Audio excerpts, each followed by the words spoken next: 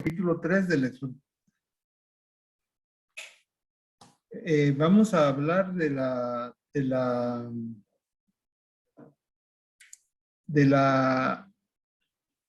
encíclica, perdón, de la exhortación apostólica Fratelli Tutti,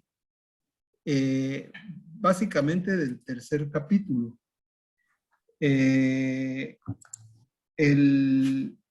Este capítulo me pareció a mí en el contexto de la exhortación como el primero que es más operativo. Los primeros dos son de exposición fundamental o justificación de la exhortación.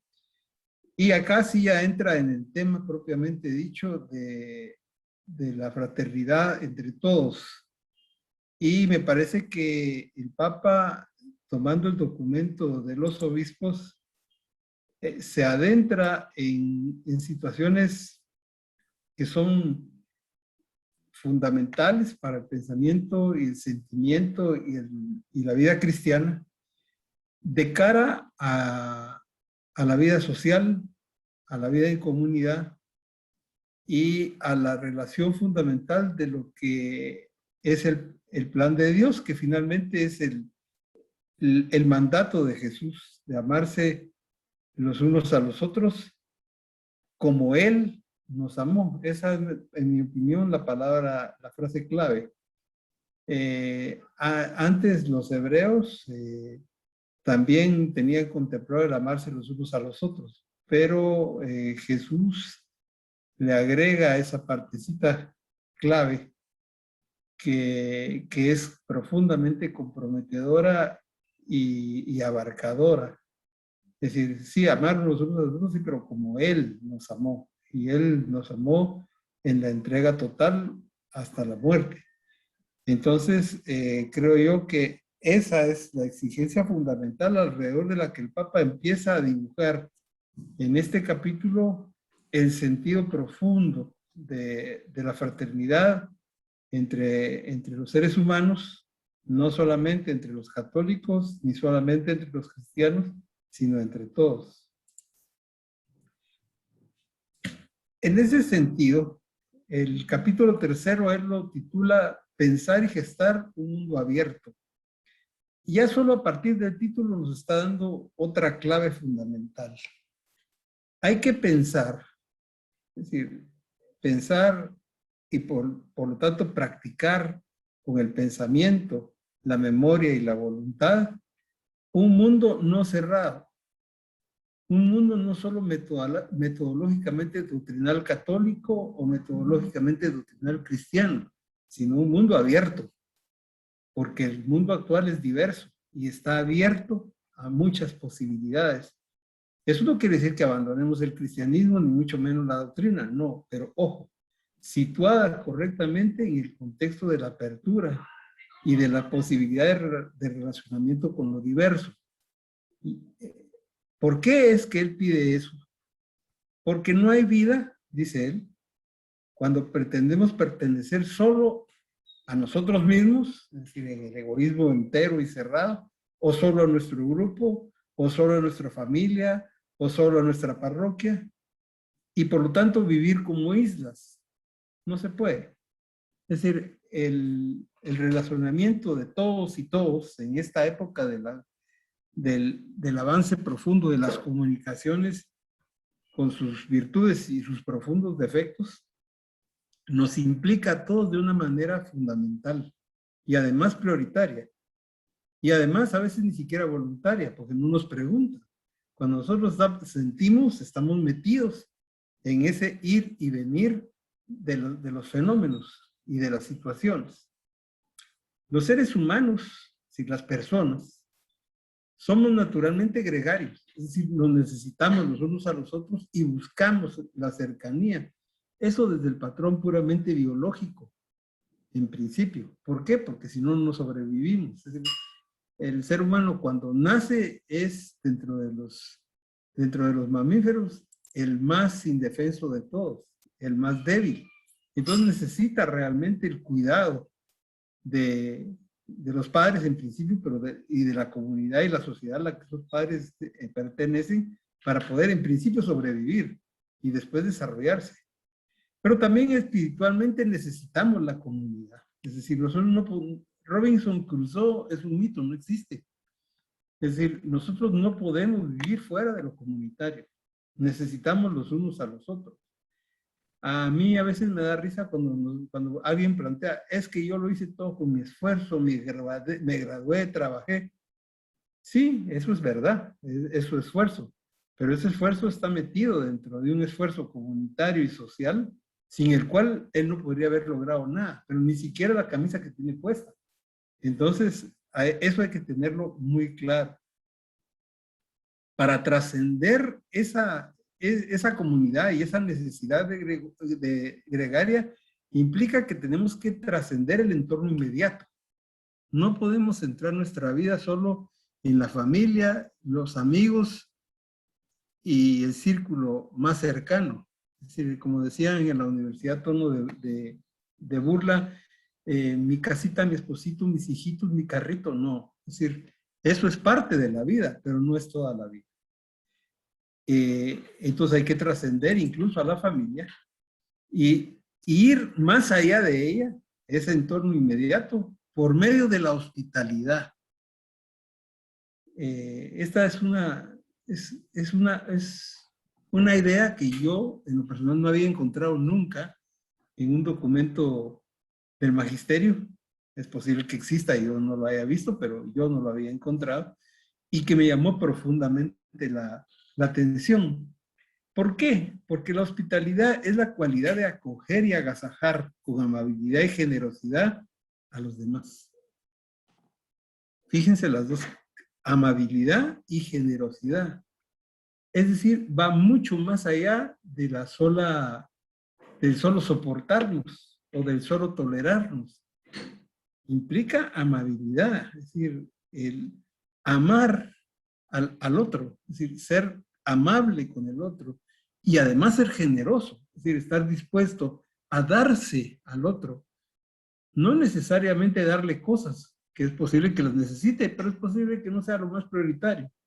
Pero sí necesita el apoyo, la palabra de amigo, el cariño, el afecto, el calor. Entonces, por eso me llamó mucho la atención y él lo pone como método, la hospitalidad. Es decir, no está diciendo que es una característica del carácter y de la urbanidad, no, es una exigencia de la vida comunitaria. ¿Por qué? Porque la hospitalidad nos permite el compartir, es decir, el partir con nosotros. ¿En qué compartimos? Primeramente la entrega de sí mismos, es decir, lo que nosotros somos, lo que nosotros, básicamente lo que nosotros somos. Después, lo que tengamos, eso también es importante, pero no es lo más importante, sobre todo lo que somos. Y cómo las personas pueden en esa entrega humanizarse y ahí sí realizar la vocación a la que estamos llamados. ¿Cuál es esa vocación? Seguir el plan de Dios. ¿Y cuál es el plan de Dios?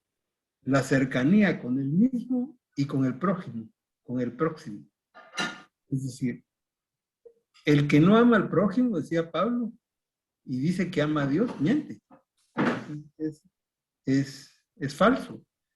¿Por qué? Porque a Dios solo se le puede encontrar en el prójimo. Ahí fundamentalmente. Y dentro de ese prójimo, en la víctima, en el que sufre, en el que es excluido, sobre todo ahí.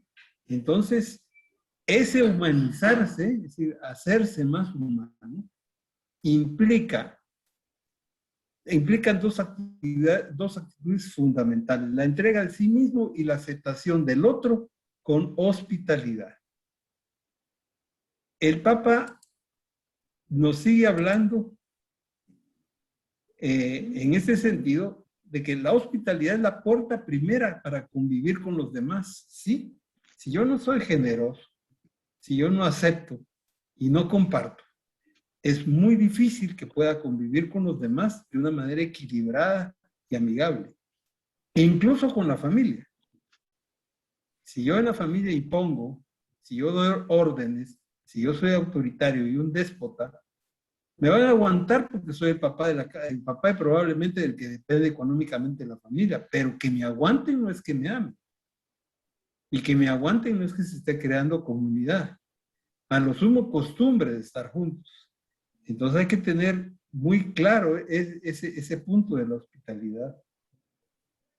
La atención afectiva que se presta al otro está dirigida a buscar su bien de forma gratuita. Es decir, no se puede esperar nada. El amor, como lo explica Pablo, es un amor incondicional, que lo da todo, lo espera todo, lo perdona todo. Eso no es sinónimo de ser baboso y de dejar pasar todo y de que me golpeen la propia dignidad. No, sino es la actitud de dar sin egoísmo y de no esperar premio por ello. Es decir, el amor cristiano es muy exigente, no está esperando premios. Y finalmente, ese entregarse de forma gratuita es la caridad, caritatis, es el amor cristiano, que implica que el ser amado, es decir, el próximo, nos es caro, es decir, nos es querido, nos es valioso. Es decir, es estimado como un alto valor. ¿Por qué un alto valor? ¿Porque valga mucho pisto o por lo que nos puede dar? No, por su dignidad, por la dignidad humana. En el Génesis dice que estamos hechos a imagen y semejanza de Dios. Es decir, esa es la raíz de nuestra dignidad. Entonces, todos los seres humanos tenemos una dignidad profunda que nos remite al Creador, a Dios, a nuestro Padre. Y a partir de ahí, y solo a partir de ahí, es que la dignidad es inefable y es absoluta, no tiene recortes. ¿Qué es lo que tiene recortes y sanciones? Nuestra conducta. Para eso es otra cosa. Esos son los hechos, lo que hacemos. Pero la dignidad humana nuestra no. Esa es total. La caridad cristiana y cristiana implica que el ser amado, el próximo, nos es caro. Y por lo tanto, ese amor cristiano es una convicción de razón. Fíjense hasta dónde nos está llevando el Papa.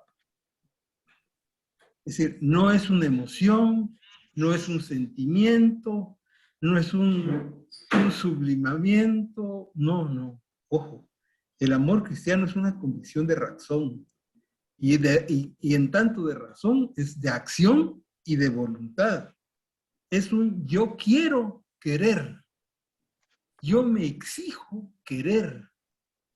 ¿Por qué? Porque quiero al que es valioso, al que es hijo de Dios, tanto como yo. Lo quiero a él como persona en virtud de su dignidad inefable e intocable. Por lo tanto, no solo es un sentimiento y no es fundamentalmente una emoción. A ver, hay muchas señoras que tienen muchos problemas con la suegra. Yo afortunadamente tuve una suegra que era un encanto, pero no todos tienen esa suerte. Entonces uno no va a estar risa y risa con una señora que lo está molestando todo el tiempo, ni va a sentir una alegría sublime porque lo venga a visitar. En el fondo no hace clavito porque mejor si no llega. Pero aún dentro de ese problema, dentro de esa situación, aunque no haya ningún sentimiento de cercanía o amabilidad o de simpatía por la señora, yo la tengo que querer. ¿Por qué es mi suegra? No, porque es mi próximo, porque tiene una dignidad de ser humano y es una parte del entorno de mi comunidad familiar. Entonces, es una exigencia de pensamiento, de memoria y de voluntad. ¿Por qué de memoria? Porque si yo estoy recordando permanentemente lo que me molesta de los seres con los que tengo que convivir, estoy faltando al 11º mandamiento, no estorbar, porque les hago la vida difícil a ellos y me la hago a mí mismo. Entonces aquí se requiere un esfuerzo de voluntad y de racionalidad. No es fácil. Nadie dijo que Jesús la vino a poner sencillita, al contrario, él mismo decía, yo no vine a traer la paz entre los hermanos y las familias, al contrario, yo vine a traer la guerra, el enfrentamiento. No quiere decir que nos vino a traer el hecho de que seamos hostiles y nos quebremos la cara, no, se refería a esto, a que la necesidad del amor es exigente, es muchas veces difícil, incluso entre los cónyuges. Yo tenía un buen amigo, ahora es viudo, se llama Jorge Mario Rodríguez, y que me decía, mira vos, yo amo a Amanda con todo mi ser. Y era cierto, habían sido novios como desde los 14 años y tenían una relación muy bonita. Pero aún así me dijo, hay días que me dan ganas de meterla entre el freezer. Es decir, ¿por qué? Porque así es la convivencia humana. Es dura. Entonces, hay que tener en cuenta que ese amor, ahora extendido a lo comunitario y aún más a lo social, es un yo quiero querer, no es un sentimiento. El que esté esperando tener un sentimiento de amor al prójimo para vivir su vida cristiana se va a quedar esperar sentado hasta el final de sus días. Habrá uno que otro que le despierte ese sentimiento, pero con la inmensa mayoría hay que hacer un yo quiero querer. El amor entonces implica algo más que una serie de acciones benéficas, asistencialistas. ¿Son necesarias? Sí, pero no son suficientes. Y ojo, no son las más importantes. No son suficientes porque no hay ninguna acción benéfica o asistencialista que vaya a resolver los problemas de la sociedad. Eso es imposible. Ayuda, ¿sí? Palea situaciones difíciles, también es verdad. Auxilia en momentos dramáticos, por supuesto, y por lo tanto son necesarios, pero no son suficientes. Ni siquiera las más importantes. Fíjense lo que digo. No lo digo yo, lo deja traducir el Papa. ¿Por qué no son las más importantes? Porque con la beneficencia o el asistencialismo, al mismo tiempo que se hace un bien, también se corre un riesgo, el de dormir la propia conciencia y el de conformarse con que yo ayudo, yo doy, yo me esfuerzo, yo. Como decían los franceses, el sapo que hace moi, moi, moi. Y yo, no, es decir, hay que tener cuidado con eso. Porque al final, ahí el amor cristiano se empieza a diluir en la satisfacción personal de mí mismo. Entonces hay que establecer ese límite con rigurosidad. Por eso es que el Papa dice que no son las más importantes. No porque las minimice, no porque las desprecie, sino porque se da cuenta que si bien son necesarias, no son ni las más importantes ni suficientes. Entonces, ¿qué es lo importante y lo suficiente? El darme yo como persona dentro de la vida cristiana a la comunidad. La consideración, entonces acá viene la consideración del otro como valioso, como digno, como grato. Fíjense lo que dice el Papa, como bello, más allá de las apariencias físicas o morales. Esa es la exigencia del amor. Esto es fácil, ¿no? Si yo tengo que trabajar todos los días con niños sucios y llenos de mocos, seamos honestos, yo los puedo entender y querer, incluso sentir lástima por ellos, un amor lastimoso, pero su presencia me es permanentemente y necesariamente grata. No, los puedo ver como bellos, tampoco. Hay que ser objetivo. No hay que engañarse con el sentimentalismo. Pero ellos siguen siendo valiosos incluso y más a pesar de esas apariencias físicas o morales. Somos muy largos de la lengua para calificar lo que nos parece inmoral en los demás. Bien decía Jesús, que es más, que ven, que, ¿cómo se ve que es más fácil ver la viga en el ojo, la paja en el ojo ajeno que la viga en el propio. Pero eso no importa.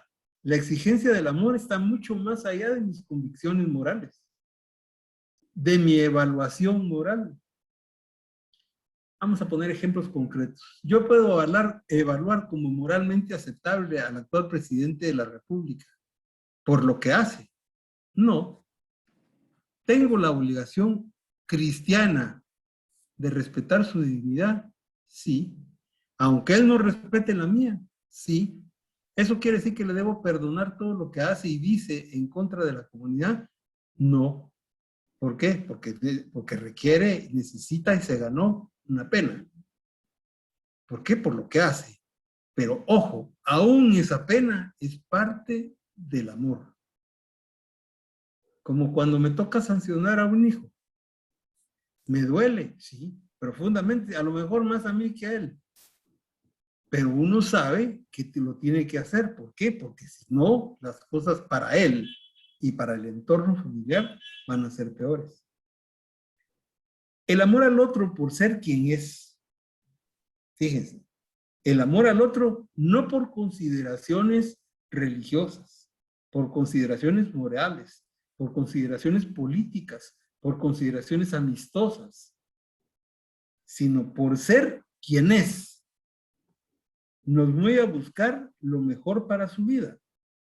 ¿Y cómo sé yo cuál es lo mejor para su vida? No puedo saberlo. Quien lo puede saber es él. Entonces, ¿qué me toca a mí? Apoyarlo.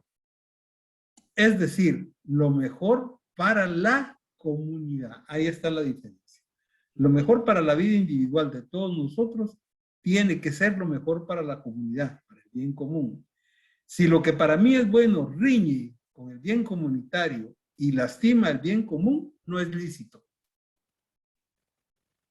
Entonces, ¿qué me queda? No hacerlo. Ala, pero está muy duro. Sí, pero así es la cosa. Mi mamá, que era una mujer dulce, cariñosa, suave, pero dura, me decía, el deber, hijo mío, se cumple, sin miramientos, sin concesiones. Lo que hay que hacer, se hace. Si te gusta hacerlo, qué alegre. Y si no, igualmente te jodiste, pero se hace. ¿Por qué? Porque es tu deber. ¿Cuál es el deber aquí? El bien común. Lo mejor para la comunidad. ¿Eso va a reñir muchas veces con mis gustos, con mis deseos, con mis expectativas? Seguramente sí. Pero entonces, ¿qué tengo que hacer yo? Armonizar esos gustos, esas expectativas y esos deseos con la necesidad de la comunidad. ¿Por qué? Porque así se vuelve lícita y realiza la misión del amor cristiano. Yo siempre me pregunto, ¿a Jesús le gustaba saber que lo iban a apalear, que lo iban a castigar, que lo iban a humillar y lo iban a crucificar? Por supuesto que no, eso no le gusta a nadie. Pero fue fiel en el cumplimiento de lo que debía de hacer. ¿Por qué? Por amor, porque tenía una misión mucho más amplia que cumplir. Y entregó la vida por amor, no por la causa, sino por sus hermanos, por sus amigos, por sus próximos, incluso por los que lo estaban matando. Perdón. Entonces, esa es la exigencia del amor por ser quien se es.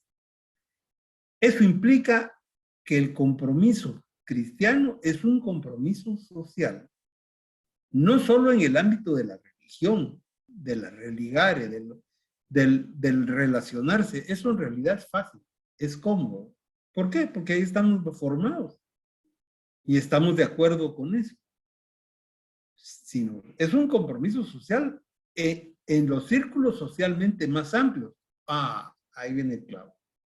¿Por qué? Porque en los círculos sociales más amplios no va a haber gente que piense necesariamente igual que nosotros. No todos van a estar de acuerdo con lo que nosotros pensamos y sentimos como católicos. Pero eso es necesario para la vida en común, para el bien común y como exigencia del amor cristiano, es absolutamente necesario. Si nos quedamos amarrados a nuestra comunidad, a nuestra familia, a nuestro pequeño círculo de amigos, cristianamente nos estamos engañando. A eso se refería Jesús cuando decía, no todo aquel que dice Señor, Señor, entrará en el reino de los cielos. ¿Por qué? Porque estar ahí y solo ahí es muy cómodo. Ahora, tener que enfrentar lo otro, hablar de lo otro, armonizar con los otros para buscar consensos, para buscar arreglos, para atender al bien común, para ver, a veces dar 3 pasos para adelante y 2 para atrás, eso es más difícil, eso es más complicado. Pero ¿cómo se puede hacer? Solo se puede hacer por la convicción del amor operativo. Sin esa convicción no se puede hacer. Es decir, ¿por qué no se puede hacer? Porque vamos a romper nuestras expectativas muy rápidamente y entonces nos vamos a refugiar en lo que nos es cómodo.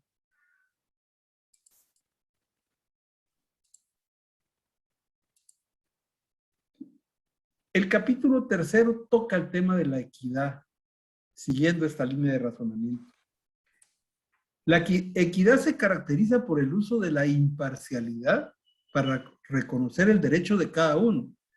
Si todos tenemos derechos, y a lo mejor tenemos los mismos derechos, pero como decía el padre Javier Garballo, cada uno con sus cadaunadas, es decir, cada quien entiende ese derecho y lo vive desde su propia individualidad. Entonces tenemos que reconocer el derecho de cada uno, lo que no es lo mismo que permitir que otro abuse del derecho de los demás porque es el que él cree que es de él. Ojo, es una relación complicada, no es fácil. Hay que utilizar la equivalencia, es decir, algo que tiene igual valor, que se estima intercambiable. ¿Por qué? Porque es análogo, pero no es idéntico. ¿Por qué? Porque no podemos ser idénticos. Los seres humanos no somos idénticos, ni siquiera somos iguales, pero sí podemos ser análogos, sí podemos ser equivalentes, sí podemos encontrar acuerdos, sí podemos convivir desde los círculos más amplios hasta el círculo más cercano. ¿O no buscamos nosotros acuerdos en la familia? Sí, todos los días. Las pequeñas tareas de la casa implican acuerdos. Yo recuerdo que en una casa de una amiga mía, el acuerdo fundamental, que era algo muy sencillo, era el orden. ¿Por qué? Porque tanto el papá como los hijos, a causa de los malos hábitos del papá, eran profundamente desordenados. Entonces, ¿cuál era el acuerdo? El orden. El orden sencillo de poner la llave en su lugar, de que si uso yo una cosa, la guardo. ¿Para qué? Para que pueda servir para todos. Ojo, todos, la comunidad. Si desde ese momento hay que buscar acuerdos, si desde ese momento hay que buscar analogías, la equidad es fundamental y la equidad, repito, no es igualdad. La igualdad total es imposible porque los seres humanos somos diferentes.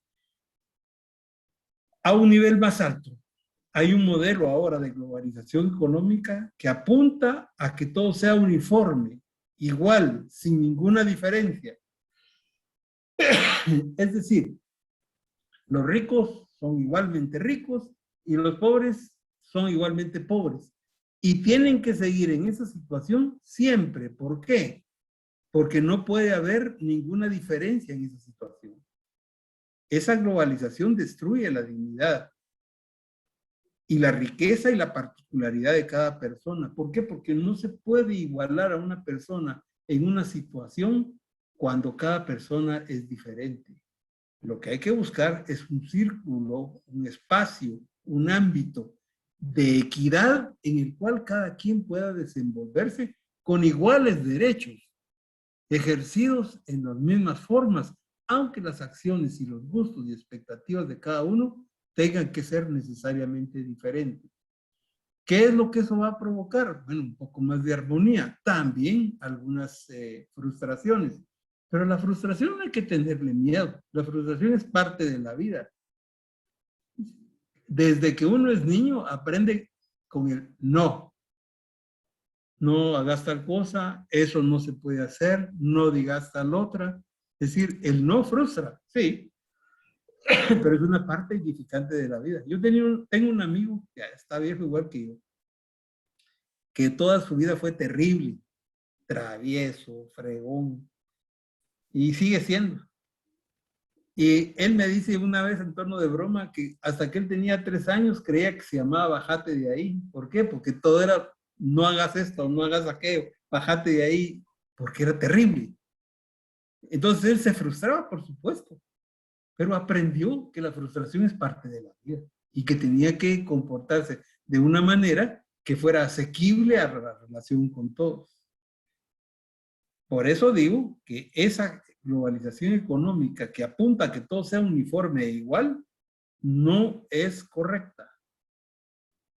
¿Y por qué? Porque destruye la dignidad de cada persona y la dignidad es la esencia del valor humano. Necesitamos, por tanto, vivir juntos en armonía y paz, equitativamente, es decir, ahí es no con amor operativo. El amor operativo es el amor que se manifiesta en la vida social, desde la vida familiar hasta la vida social más amplia, el poder político. Alguno dirá, ¿y usted cree que en la política puede haber amor operativo? Sí, puede haberlo. Que ahora no sea real, que ahora no opere, porque estamos gobernados por intereses y por un montón de sinvergüenza. Esos son otros 100 pesos. Pero que ahí es posible que haya amor operativo, sí. Y de hecho en la historia lo ha habido. Entonces, quiere decir que sí se puede. Ahora, esa armonía tiene que ser social y concretamente expresada en justicia social. Eso no es un deseo, un sentimiento, una alegría, un besos y arrumacos, que todos nos queremos y somos iguales, al menos mientras estamos ahí. No, no, eso no. Tiene que tener una expresión concreta. ¿Y cuál es la expresión concreta? La justicia social. Yo siempre me hago una pregunta. ¿En Guatemala hay justicia social? No. Entonces, ¿vivimos en una sociedad cristiana? No. ¿Priva el amor cristiano en las relaciones entre los seres humanos en este país? No. ¿Qué priva? Habrá que averiguar qué es lo que priva. Pero la justicia social, no. ¿Cómo puede haber justicia social en un país en el que el 52% de los niños menores de 10 años tienen algún grado de desnutrición? Eso es inhumano. Eso es un pecado social que clama al cielo. Estoy nombrando solo uno. ¿Cómo es posible que en plena pandemia este gobierno ingrato no consiga ni siquiera vacunas para que la gente pueda salvar su vida? Eso es justicia social, ¿no? Es la negación del amor humano, de la solidaridad. ¿A cambio de qué? De un montón de cosas que ahorita no viene al caso aquí comentar. Pero sí nos sirven esos ejemplos para entender que la justicia social, como muestra operativa del amor cristiano, es fundamental. No puede haber amor cristiano, aunque vayamos todos los domingos a la iglesia a matarnos el pecho y a comulgar, si permitimos que la justicia social brille por su ausencia. ¿Quiénes estamos fallando? Nosotros. Por indiferencia, por miedo, por 160,000 causas. Pero estamos fallando. ¿Eso es doloroso de aceptar? Sí. ¿A mí me gusta decírmelo a mí mismo y decírselo a ustedes? No. ¿Pero es necesario hacerlo? Sí. Y para eso, para que haya justicia necesidad, no es necesidad que tengamos que ser todos igualitos. ¿Por qué? Porque no lo somos. Por naturaleza. Entonces, ¿qué es la equidad? Lo pongo en este cuadrito. Esta es la igualdad. Las mismas condiciones para todos. ¿Responden a sus necesidades, características y posibilidades? No, el más enanito, mi compañero, no puede ver el partido. ¿Por qué? Porque no le llega al banquito. Entonces, ¿qué sería la equidad? Que no necesite el banco, se lo dé a para que todos estén al mismo nivel. ¿Hay aquí igualdad de condiciones? No. ¿Hay equidad? Sí. ¿Por qué? Porque los medios para lograr el objetivo implican que todos llenen su necesidad. Esta es la diferencia entre igualdad y equidad. ¿Cuál es más difícil? esta, la equidad. ¿Por qué? Porque alguien tiene que ceder una parte. Y ya sabemos en esta sociedad cuánto nos cuesta ceder. A veces nos engañamos porque somos muy solidarios a la hora de las desgracias humanas y se llena la gente en los centros de acopio y todos quieren ayudar. Y sí, ayudamos 15, 20 días mientras pasa la emergencia y después se nos olvida. ¿Eso fue equidad? No. ¿Por qué? Porque no es sostenible. La gente de las tormentas del año pasado sigue en la misma situación miserable en que la dejaron las tormentas. ¿Cuántos estamos recogiendo víveres para ayudar? Nadie, menos en tiempo de pandemia. Entonces, ¿qué quiere decir? Que no hubo equidad. ¿Qué es lo que hubo? Un sentimiento humano, genuino y bueno, de solidaridad y de ayuda al prójimo. ¿Eso está bien? Sí, muy bien, pero no es suficiente. Para que esa gente pueda estar bien, o pueda estar por lo menos subsanando sus necesidades básicas, ¿qué se necesita? Justicia social. Que los que tienen todo se quiten un poquito, un banquito, para que todos puedan estar al menos con sus necesidades básicas llenas. Eso es la equidad. Así somos solidarios. Así hacemos honestidad al amor cristiano. De otra manera, no. Y eso trae como algunas consecuencias.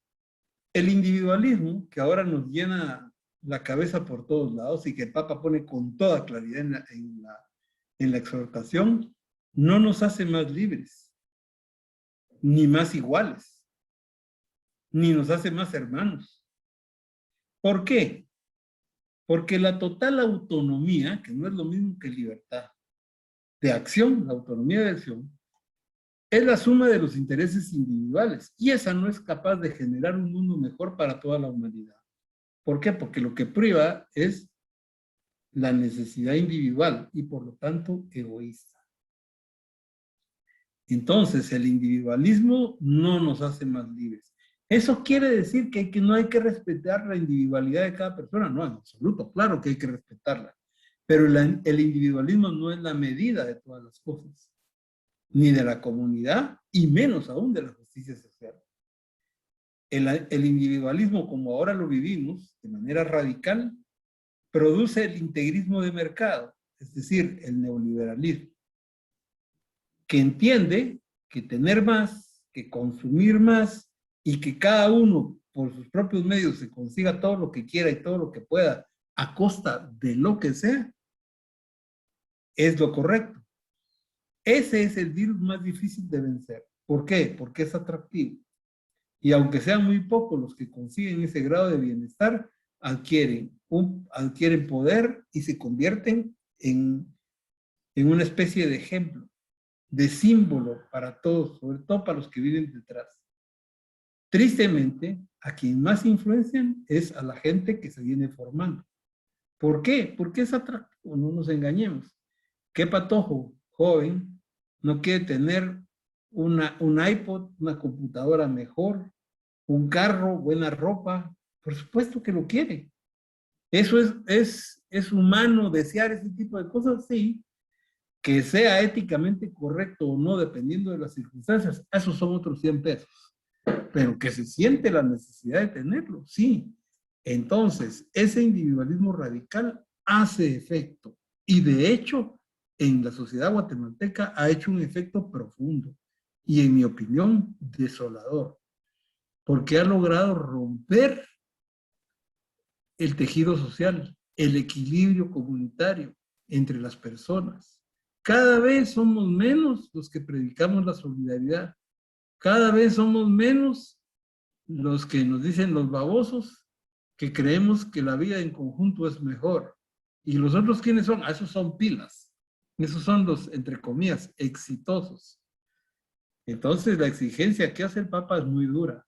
Pero no porque la haga el Papa, sino porque él está recordando a partir de la vida de Jesús de Nazaret cuál es el camino correcto. Y el camino correcto no es fácil. No es fácil. Lleva su cruz. Todo ser humano tiene derecho a vivir con dignidad, sin duda alguna. El hecho de nacer en un lugar con menores recursos o menor desarrollo, como es el caso de Guatemala, y dentro de Guatemala, en los ámbitos más pobres, todavía es peor, no justifica que algunas personas vivan con menor dignidad. Fíjense, ¿y cómo se llena la dignidad? La dignidad está amarrada a la justicia social en la vida operativa. No en el valor humano. La dignidad en la persona humana es íntegra e intrínseca a la persona y tiene un valor invaluable, infinito. Pero esa dignidad operativa se justifica o se alcanza con la justicia social, con el bien comunitario, o como dice la doctrina social de la Iglesia, con el bien común, que decía Jacques Maritain, es el bien de la multitud. ¿Qué quiere decir la multitud? Las condiciones de vida dignas y adecuadas para la gran inmensa mayoría. ¿Habrá alguno que se salga del huacal? Sin duda alguna. ¿Por qué? Porque los seres humanos no somos perfectos y las creaciones sociales tampoco pueden serlas. Entonces hay que aceptar con humildad que siempre van a haber fallos, pero que haya fallos, a que haya una razón de ser del individualismo, el egoísmo y la desigualdad, no, eso es otra cosa. Esos son otros 100 pesos. No se trata de justificar el bien de pocos con el malestar de muchos. Ojo. Es decir, y el Papa nos está recordando ese gravísimo deber de participación que llevado a niveles más altos implica organización, demanda, movilización. ¿Por qué? Detrás de la justicia social, detrás de lo justo. Tomás de Aquino decía que lo justo es a cada quien lo suyo, que no quiere decir a cada quien su propiedad, ¿no? Ojo, a cada quien lo suyo es lo que a cada quien le corresponde para vivir una vida digna. Como decía un buen amigo que era mi profesor, si la justicia es a cada quien lo suyo, ¿qué será lo propio del ladrón? Pues la cárcel, porque es la consecuencia de sus acciones. ¿Cuál es la consecuencia del trabajo honrado? Una vida con dignidad. Es decir, los razonamientos, en mi opinión, son muy sencillos, muy claros y muy prácticos. El problema es que los olvidamos. El problema es que los tenemos perdidos en la bruma de las sensaciones, las emociones y las reacciones. Y el Papa nos invita en esta encíclica, en la que llama al amor fraterno, a recordar las bases de ese amor y, por supuesto, a poner las exigencias que ese amor tiene. Aquí no nos está ofreciendo a que vayamos el sábado a un acto religioso a levantar la mano y que nos declaremos salvos. No, eso es evasión, eso es mentira, eso es falso.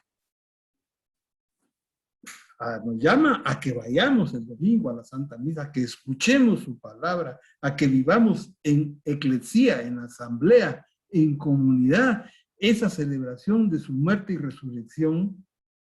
¿Por qué? Para la realización del amor. ¿Cuál es el amor? Este que estamos describiendo aquí. ¿Ese es complicado? Sí.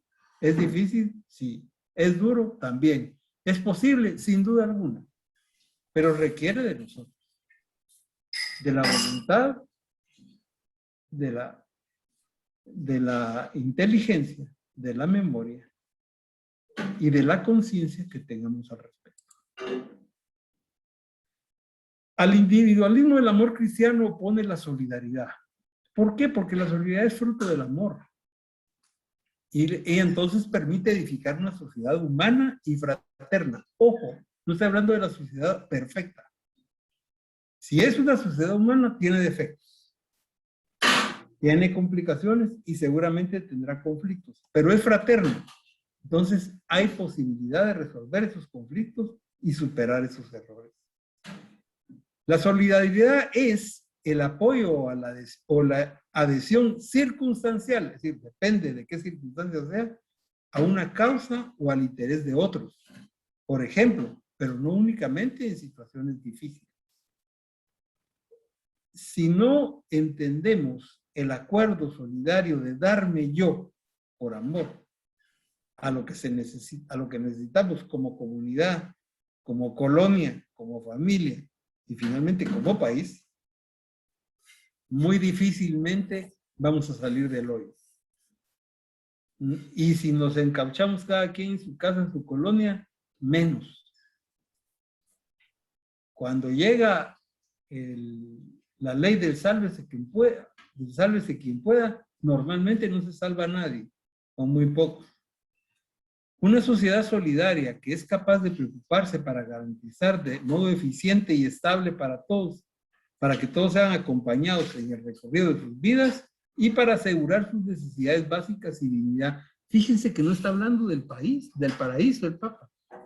Ni siquiera está hablando de la realización social soñada, de la utopía, no, está hablando de lo humanamente posible para garantizar de modo eficiente, es decir, con orden, con rigurosidad, con disciplina, con trabajo, con sacrificio y sobre todo con honradez y estable, que todos en su vida puedan asegurar sus necesidades básicas y su dignidad.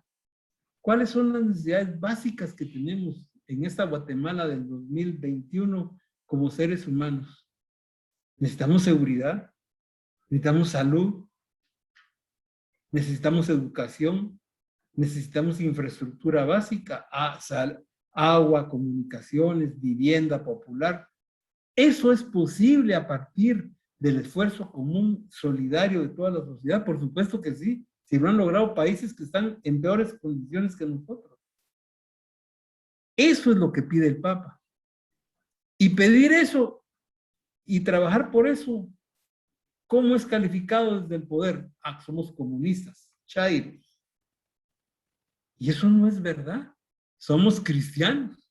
Estamos ceñidos a la doctrina social de la Iglesia, a la fe que profesamos y al ejercicio del amor cristiano, que es el amor fraternal y que, insisto, es fundamentalmente razón, pensamiento y voluntad, no solo emociones. ¿Para qué se pide todo eso? Para que sus miembros puedan dar lo mejor de sí, aunque su rendimiento no sea el mejor. Acuérdense de la equidad. No todos tenemos las mismas capacidades, no todos tenemos los mismos dones. Algunos somos brutos de solemnidad e incapaces de hacer un montón de cosas como su servidor. Entonces vamos lento y no somos todos eficientes que podamos ser, pero sí podemos participar equitativa y solidariamente en una parte de esa construcción. ¿Por qué lo hacemos? Bueno, yo diría, no porque lo diga yo, sino porque es lo que aprendí en la larga vida, por amor a Dios. Y alguien me dice, vos, pero eso es muy, muy abstracto. No, es el primer mandamiento de la ley de Dios. Amar a Dios con todo tu corazón, con toda tu alma y sobre todas las cosas. Y por supuesto amar al prójimo, porque el que no ama al prójimo no puede hablar de amar a Dios. Es decir, entonces estoy siempre dentro de la ortodoxia católica. Estoy hablando del decálogo, de los 2 primeros mandamientos. Pero planteados desde la lectura crítica y comprometida de los documentos del magisterio papal. Conclusión. El plan de Dios es la realización práctica de la ética del amor. ¿Sí? ¿Qué es la ética? El estudio del etos. ¿Qué es el etos de Jesús? Dar la vida por los hermanos. No hay amor más grande que aquel que da la vida por los hermanos. ¿Y cuál es su mandato? Ámense los unos a los otros como yo los amé. Esa es la ética del amor. Esa es la ética fundamental cristiana. Lo otro, que es útil, que es necesario y es importante, es la metodología doctrinal, pero no sustituye a la ética cristiana. Sin esa ética, toda la metodología doctrinal pierde sentido. Y la que le da el pleno sentido es la ética del amor. Es decir, el seguimiento de Jesús de Nazaret. ¿Desde dónde? Desde los pobres, desde las víctimas, como Él lo siguió. Él nació, vivió y murió pobre.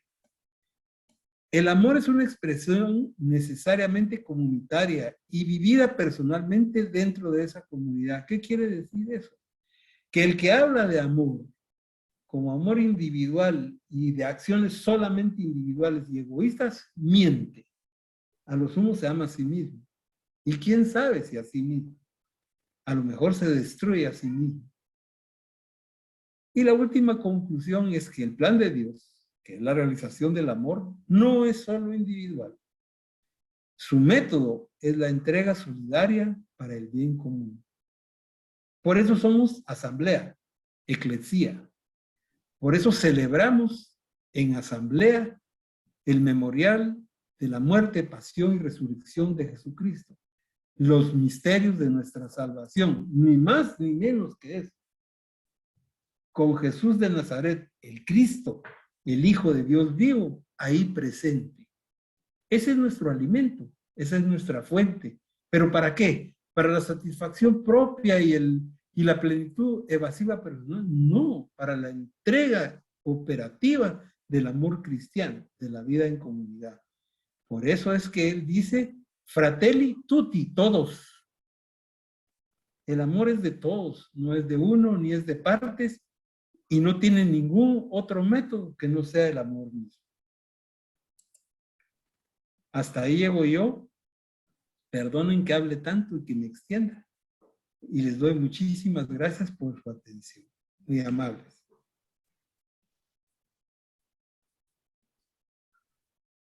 Gracias, Fernando, por tu valiosa disertación y pues esa invitación que nos hace no solo a pensar, sino que a gestar un mundo abierto para todos y para todas. No sé si antes de finalizar el Padre Jesús quiere hacernos una breve reflexión o un comentario. Te dejo por ahí la palabra. Tal vez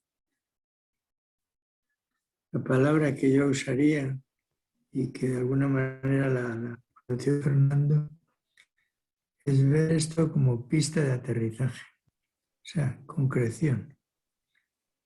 El capítulo segundo era más que elocuente de por dónde debe caminar uno, de cristiano, de persona, diría yo, antes que de cristiano. Y hoy como que ya va amarrando de tal manera que se sienta, que se palpe, que se note que tenemos una incidencia en buscar mejores condiciones de vida, en no perder de vista la condición de ser de la persona y de la vida digna, en definitiva, vivir con la fraternidad, con actitud abierta, con mente amplia, sin enredarnos en culpas y en pasados y en historias que pueden ser traumáticos, pero pues tenemos que levantar la cabeza y tenemos que ser conscientes de dónde vivimos, dónde estamos parados, que es precisamente pues un antirreino todo esto, ¿no? Entonces, muy iluminador todo esto y desde luego pues hace falta coraje, valentía, ganas, termino con esta palabra, y apasionarse por el proyecto de Jesús, apasionarnos por el proyecto de Jesús. No sé cómo estamos de tiempo, pero pues ustedes deciden si alguien hace algunas preguntas, si le parece a Fernando, o cerramos ya de una vez. Por mi parte, esto.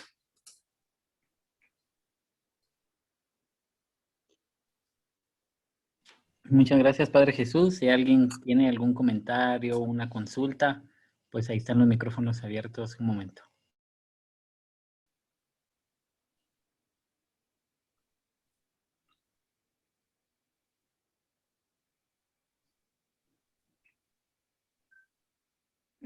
Yo quisiera tomar la palabra. Adelante. Sí, a mí me llamó mucho la atención la palabra, el concepto que está usando el Papa, que es el tema de la hospitalidad. En mi tiempo la palabra era la compasión, que era padecer a la par de. Pero previo antes de eso, había como un principio de vida que era el amor al prójimo.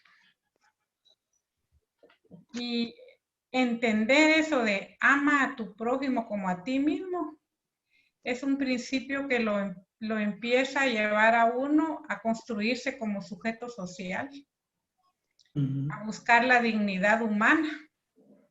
Entonces, uno va entendiendo cuando el Señor Jesús dice, es que yo no vengo a traerles la paz. Porque pasa por empezar a convertirse uno en el enemigo interno de este país, ¿verdad? De ese sistema de muerte. Y a mí me llegó mucho porque cuando mi papá decía prójimo, decía, viene de próximo. ¿Y qué es lo próximo? Tu nana, nos decía, tu hermano, tus hermanas. Y luego nos señalaba la calle donde pasaban las cuadrillas del Quiché, de Huehue, al corte de caña. Y nos decía, allá va su prójimo. Y luego nos empezaba a decir, ahí nos dio las primeras clases, creo yo, del tema del valor de la cultura, cuando nos decía, ¿y qué les vende diferente a ellos? Porque por la manera en que los trataban, no se podían ni sentar en los buses.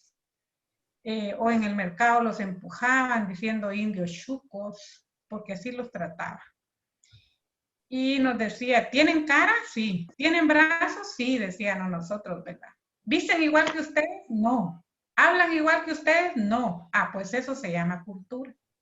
Podríamos decir que son más que nosotros porque hablan 2 idiomas. Si ellos ya no quieren que nosotros comprendamos, van a hablar en su idioma y nosotros ya no vamos a comprender. Pero luego nos decía también, si mis pies anduvieron descalzos, los de ustedes no. Y en más nos decían, las mujeres se tienen que preparar mejor. Y ahí empecé mis primeros, ¿verdad?, a interpelar mi situación como mujer ante la vida. Porque nos hablaba de igualdad, de justicia, mi papá, íbamos a la escuela, pero no era la misma situación. Ya en la escuela era diferente el trato. Entonces, en esos, nos estaba preparando para la primera comunión. Creo yo que eso fue suficiente para empezar a interpelar la vida. En Santa Lucía, Cozumalguapa, un municipio donde una población, una geografía donde estaba bañado por ríos y riachuelos, se cruzaban los riachuelos. Tan ricas las tierras, y mi papá hasta con 3 trabajos, pero eso no alcanzaba, ¿va? Y eso lo hace a uno empezar a interpelar la vida y empezar a buscar cómo organizarse, cómo formarse, y entonces pues ya uno va siendo riesgoso en este país, y bueno, después está ya la historia de Guatemala. Si ya no hay más comentarios, pues nos despedimos y agradecemos de manera especial a Fernando Girón, el que nos haya acompañado esta noche y nos haya iluminado con este capítulo 3. Y también desde ya les invitamos para que el tercer viernes del próximo mes de julio estemos atentos para la próxima reunión para abordar el capítulo 4 de la encíclica Fratelli Tutti. En esta ocasión será el día viernes 16 de julio. Muchas gracias a todos por su atención. Y no sé si Fernando quiere dar unas palabras de despedida para cerrar. Solamente, aparte de desearles a todos y a todas feliz noche, agradecerles la oportunidad y ponerme a las órdenes por si otra vez necesitan mi cooperación en algo, yo encantado. Les reitero mi agradecimiento y ojalá que la reflexión sobre las palabras tan agudas del Papa nos sirvan para acrecentar el compromiso y la responsabilidad en estas horas tan difíciles que vivimos como país. Nada más, muchas gracias.